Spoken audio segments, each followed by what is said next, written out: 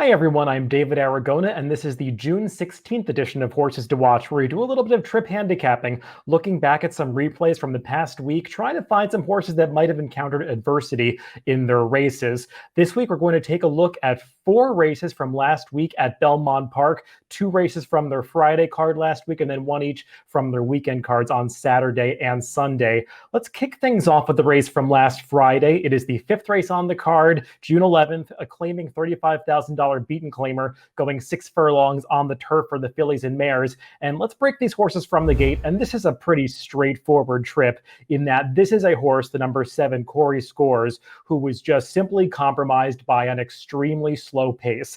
You're going to see the fractions go up in this race, and you might notice, if you're quick at doing some math, that this is a rare 6 furlong race where each successive quarter mile is run faster than the last one. And that's just an extremely difficult situation for a closer like Corey Scores to make up any ground into. You can see that Corey Scores in those yellow and black silks towards the back of the pack. She's second to last right now. She broke with the field, but as is Jose Ortiz's instructions, he took her to the back of the pack for this Linda Rice trainee. That's just the way that she runs, trying to pass horses in the lane. But it doesn't work out here because the leader, Canarsie Angel, was able to get away with a very slow opening quarter of 23.7 seconds. And she just barely picks it up as they get to the half mile in nearly 47 seconds. And you can see that the winner is just going to spurt away from the field to the top of the stretch as she leads all the way. And the horse who actually is stalking her in second for most of the way, the number 2, It's a Keeper, who's a long shot in this race, she's going to be able to hold on for second as nobody does any closing from the back of the pack.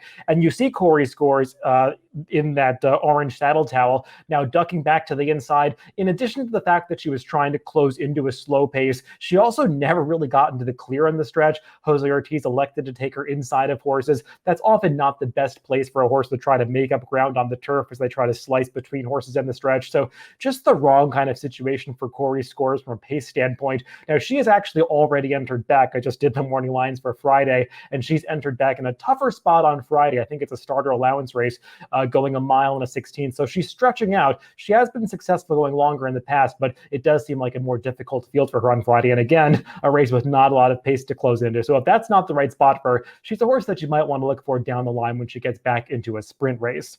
Moving on to another race from Friday, let's look at the last race of the day. It's race 9 from that June 11th card. This is a New York bred maiden claiming race, $40,000 tag, going a mile on the Widener turf course. Let's break them from the gate, and I want to focus on the number 10 Ratchet.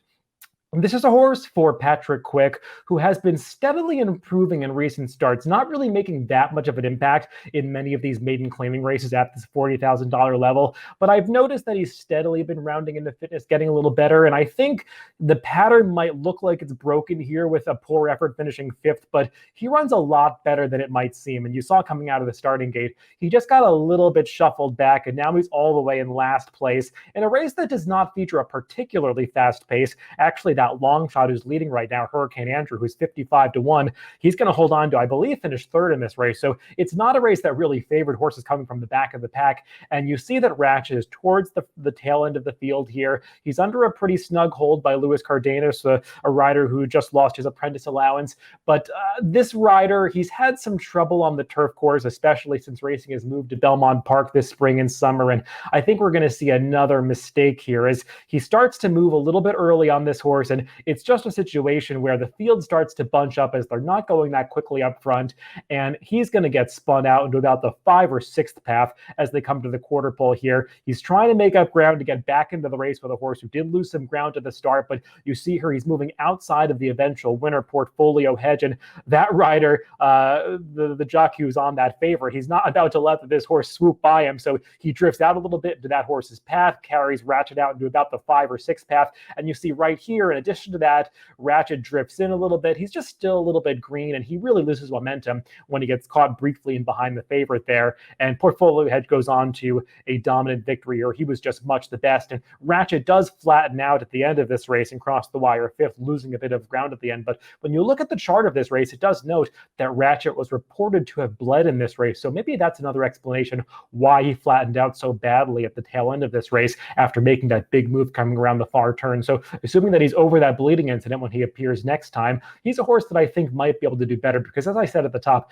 he's a horse that was moving in the right direction coming into this. And he's also a horse in his prior starts who had shown much more tactical speed. So he's not one that has to come from as far back as he did in this race from last Friday.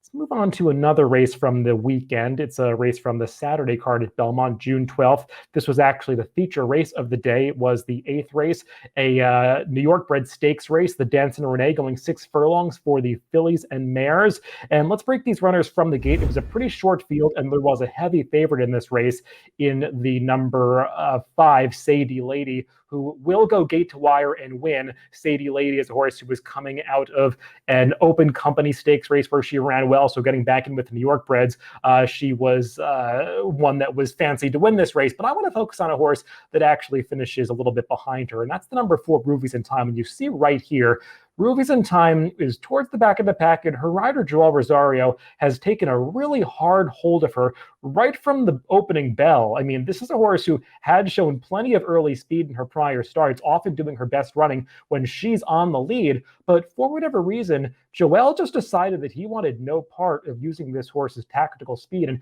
he took her right to the back of the pack. I watched the head-on of the start. This filly had no trouble at all. It just seemed like it was the plan of Joel to take her all the way to the back of the pack, and it was a curious move because it just gave nobody any chance to beat Sadie Lady, who was allowed to strut her stuff on the front end, open up about 3 lengths around the far turn. She set an honest pace, but she got the perfect trip for her because she was doing it all by herself without any pressure. And I just wonder if Rubies in Time might have been able to actually win this race, given how well she's finishing at the end here. Because like I said, she's a horse that's done her best running on the front end, yet she's closing fastest of all at the end of this race after being rated so aggressively in the early stages. She only lost by 2 lengths, closing to finish 3rd, and I just wonder if she had applied a bit of early pressure to Sadie Lady, which it appeared that she did have the tactical speed to do. Maybe this race would have had a different result.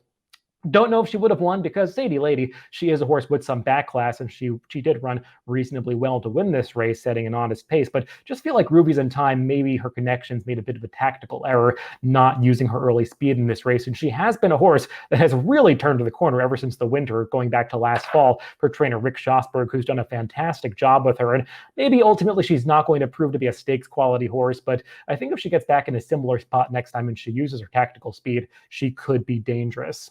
Let's close things out on this episode of Horses to Watch with a race from the Sunday, June 13th card at Belmont.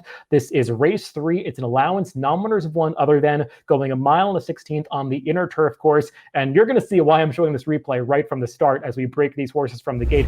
Focus on the horse all the way on the outside, the number 10, Yes and Yes. And there you go. You see that white cap go up in the air on the rider. This horse reared up in the starting gate and is off a good 5 or 6 lengths behind the field. And that just really spells doom for any horse, but especially one like Yes and Yes, who does his best running as a front runner, and he just had no chance to get anywhere near the lead, given the fact that he broke so slowly in this race and acted up coming out of the starting gate. And what makes matters even worse for Yes and Yes is that without him injecting some speed into this race, you could see that these 2 front runners, Alley-Oop Johnny, a long shot, and the co-favorite Worth a Shot, they're just able to waltz along on the front end through pretty moderate fractions, as everybody else in this race did not have the speed to go with them in their rating. But you see the opening quarter go up in 25 seconds. This was on the inner turf course, going a mile and a 16th, coming out of that awkward start where they cross the widener. So sometimes that course can produce a slower first quarter, but the half goes up in 49 and 2, almost 49 and 3/5 seconds.